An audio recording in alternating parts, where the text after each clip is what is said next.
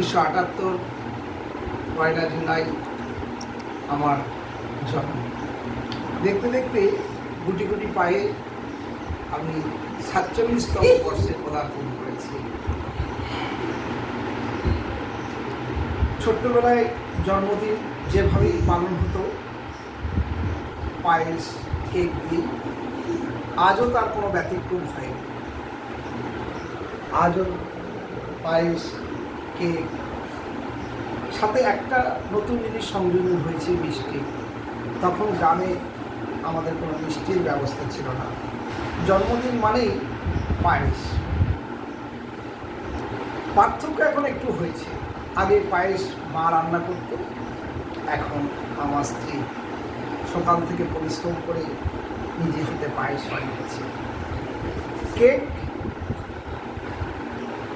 গ্রামের দিকে কেক হতো না, কিন্তু আমার স্ত্রী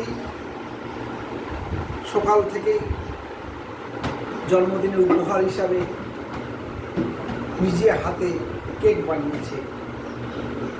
প্রতি বছর নিজে হাতেই কেক বানায়। দেখতে দেখতে আমাদের বিবাহিত জীবন প্রায় 19 বছর নিজে হাতে কেক বানিয়ে উপহার দিয়ে চলেছে।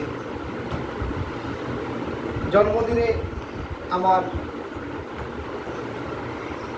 উপহার আমি পাই, কিন্তু এবছর আমি উপহার দিলাম ছেলেকে বল এবং ব্যাডমিন্টন।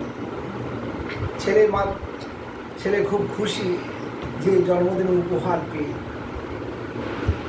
মেয়ে মাধ্যমিক পরীক্ষায় পাস করেছে, তাই আমার লেখা জীবন্তরী বই তার হাতে তুলে দিলাম। সে খুব খুশি, গল্প পড়তে ভালোবাসে। আর আমার লেখার প্রতিটা শব্দের পিছনে যার অবদান আমার স্ত্রী, সে সমস্ত জন্মদিন আয়োজন করেছে। এটা আমার খুব পাওনা, অতিরিক্ত পাওনা। জন্মদিন আসা মানেই আমরা মৃত্যুদিনের দিকে আস্তে আস্তে এগিয়ে যাই।